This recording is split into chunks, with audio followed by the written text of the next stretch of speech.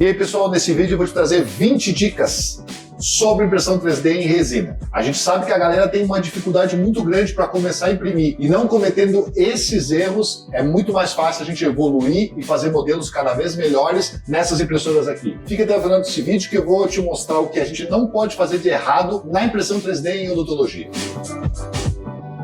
A primeira dica é, tenha vários pendrives. O que acontece basicamente é que a gente vai estar às vezes numa sala e a gente quer imprimir nessas impressoras que estão numa sala, às vezes até longe do nosso computador. Se a gente tiver vários pendrives, toda vez que a gente vem aqui, a gente vai pegar o nosso pendrive, tira ele daqui ou deixa imprimindo, leva até a outra sala, faz o fatiamento do nosso arquivo, depois traz esse outro pendrive aqui. E se a gente tiver um pendrive só, cada vez a gente tem que ir e voltar com esse mesmo pendrive, o nosso trabalho fica mais lento e mais difícil. Tenha vários tanques de resina. É importante a gente utilizar vários tanques, até às vezes da mesma impressora, rotulando esses tanques. Para quê? Para que a gente possa ter diferentes resinas para utilizar na mesma impressora. O que pode acontecer com o tempo? A gente utilizar uma resina de modelo, uma resina de guia, utilizando uma impressora só. E aí a gente tem que, toda vez que vai trocar essa resina, trocar o tipo de modelo, de trabalho que a gente vai fazer, a gente tem que tirar a resina do tanque, limpar esse tanque e colocar uma nova resina. Se a gente tiver vários tanques rotulados com a resina e a gente guardar elas num lugar já escuro, onde a gente possa não ter que tirar essa resina dos modelos, isso facilita todo o nosso fluxo. Utilize espátulas de borracha para mexer dentro dos nossos tanques. Esses FEPs, que são na verdade os filmes que tem embaixo do nosso tanque, eles são muito sensíveis. Se a gente utilizar essas espátulas, até aquelas que vêm nos kits quando a gente compra a impressora, a gente pode riscar, furar e danificar esses nossos FEPs, fazendo com que a vida útil deles diminua bastante. E além disso, se a gente furar esse nosso FEP, a gente pode fazer com que a resina que está dentro do tanque escorra e estrague a nossa impressora. Existem vários arquivos por aí que a gente pode achar no Teamverse ou alguns outros sites que eles nos trazem esses escorredores angulados que a gente pode imprimir e utilizar para que a gente possa fazer com que após a nossa impressão a gente escorra da nossa mesa a resina que sobrou. A gente encaixa então esse nosso tanque nesses escorredores, fazendo com que a resina que sobrou da nossa impressão caia diretamente no tanque e a gente não perca essa resina e não faça sujeira fora da nossa impressora. Existem arquivos que a gente pode imprimir desses escorredores de resina, onde a gente tem um lugar onde a gente vai colocar nosso tanque para que a resina escorra, e aqui a gente pode colocar de volta o tubo da resina, e a gente tem como subir e descer, dependendo do tamanho do nosso tubo de resina. Então o nosso tanque vai escorrer, a gente pode colocar filtros, e embaixo a gente pode colocar então os nossos tubos, para que essa resina que ficou no tanque a gente possa colocar de volta e reutilizar em outro momento. Então existem arquivos que são impressos, a gente pode utilizar então essas hastes, e a gente mesmo pode produzir então essa nossa peça para que a gente reutilize as nossas resinas e não perca essas resinas na hora que a gente vai colocar de volta no nosso tubo. Utilizar filtros descartáveis para recolocar essa resina nos nossos tubos. Esses filtros eles são um custo bem baixo, e cada filtro desse a gente tem uma única utilização. A gente pode utilizar filtros que são recicláveis, ou seja, a gente pegar esses filtros que são metálicos, a gente pode utilizar mais do que uma vez. Só que a gente vai acabar, depois que utilizar esse filtro, a gente precisa limpar esse filtro a cada utilização. Esses filtros que são de papel, eles são descartados após cada uso. A gente compra eles numa quantidade grande e utiliza uma única vez. Quando a gente vai colocar a resina no nosso tanque, é importante a gente não misturar dois tipos de resina diferentes. Aqui a gente tem uma resina de modelos e aqui uma resina de placas. É importante que a gente não misture essas resinas. Quando acabou a impressão, se a gente vai trocar uma impressão que foi feita de uma placa para uma impressão de modelo, a gente precisa remover toda a resina do tanque, guardar essa resina, limpar esse tanque totalmente para que a gente possa trocar e utilizar, por exemplo, uma resina de modelo.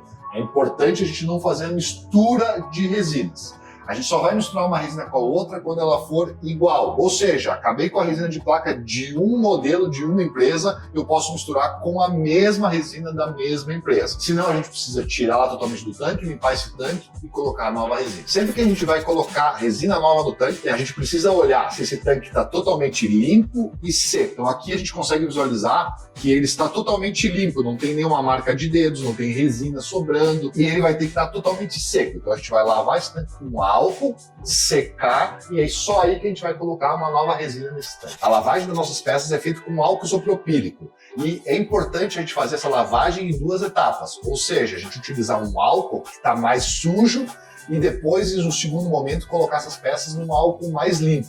Fazendo isso em 2 etapas, a gente acumula mais sujeira nesse tanque de álcool sujo e a gente pode utilizar esses tanques para descartar esse álcool sujo.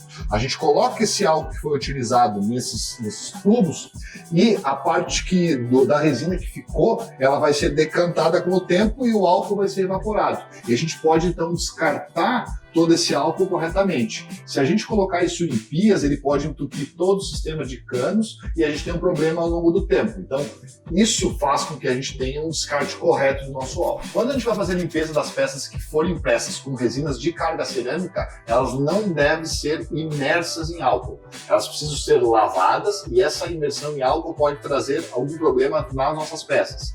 Então, a dica é lavar essas nossas peças com álcool, seguir as instruções do fabricante, mas não imergir essas peças em álcool. É importante fazer uma manutenção correta das nossas impressoras. E o eixo Z dessa impressora ele deve ser lubrificado frequentemente. Para fazer a sua lubrificação, uma dica é a gente utilizar o WD-40, mas graxa branca de lítio. Essa é a melhor forma da gente lubrificar o nosso eixo Z. Então, a gente pode utilizar essa ponta que vem junto com o nosso tubo. A gente pode, então, movimentar adequadamente esse nosso tubo e a gente fazer, então, com a nossa ponteira, fazendo todos os cuidados para que isso não caia dentro do nosso tanque e lubrificar, então, o nosso eixo Z. As impressoras mais modernas já vêm com um USB para que a gente possa encaixar esses exaustores. Existem 2 formas da gente diminuir esse cheiro que fica dentro dos laboratórios e dos consultórios. Esse tipo de filtro nos ajuda para que a gente diminua, então, esses resquícios que tem no ambiente e também a gente pode utilizar exaustores que vão atrás das nossas caixas que vão levar esses gases para fora, então, do ambiente fechado. Mas esses nossos filtros que vêm junto com as impressoras nos ajudam bastante para que a gente tenha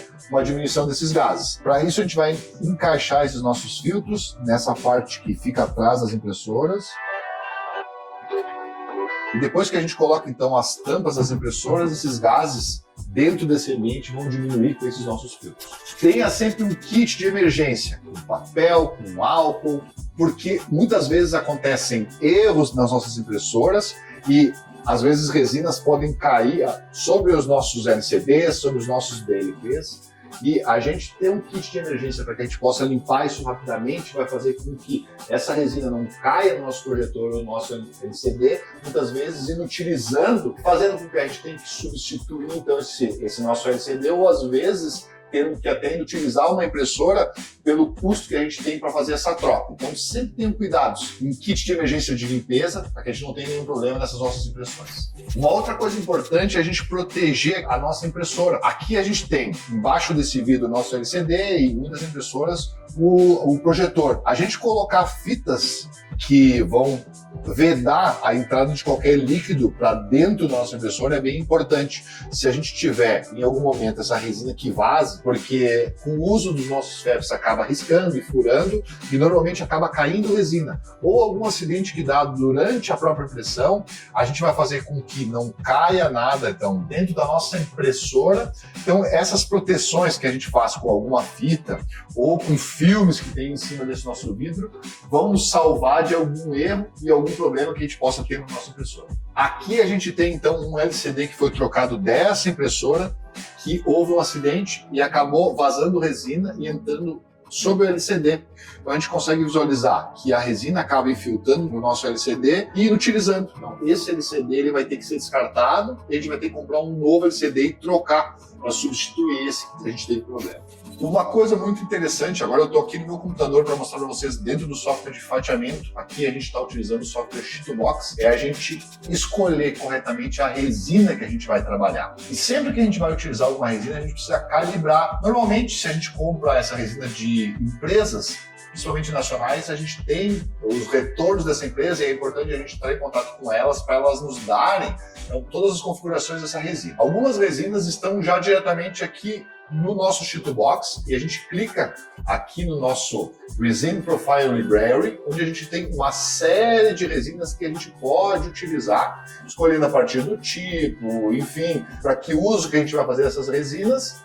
E a gente pode então escolher, eu vou escolher aleatoriamente aqui uma resina e a gente vai conseguir ver dentro da configuração, dentro do próprio software do Sheet Box, aqui a gente escolheu uma resina que seria para guia, todas as configurações que a gente vai colocar na nossa resina, a gente já pode aplicar diretamente essas configurações para começar a configurar ela dentro da nossa impressora. A gente vai escolher então a resina, depois a impressora que a gente vai utilizar e a gente vai fazer testes com calibradores para que a gente possa ver se essa resina foi bem calibrada para a impressora que a gente tem aqui. A partir disso, então, a gente vai começar as nossas impressões. A gente não pode começar a imprimir nada sem configurar e calibrar essa nossa resina. Outra dica é a gente escolher corretamente a impressora que a gente vai utilizar. Se eu vou clicar aqui, eu tenho várias impressoras que foram configuradas para a minha resina. Nesse caso, eu estou escolhendo a Elegoo Mars 4 DLP e eu escolhi uma resina específica. Eu posso mudar então a impressora que eu vou utilizar para imprimir o meu modelo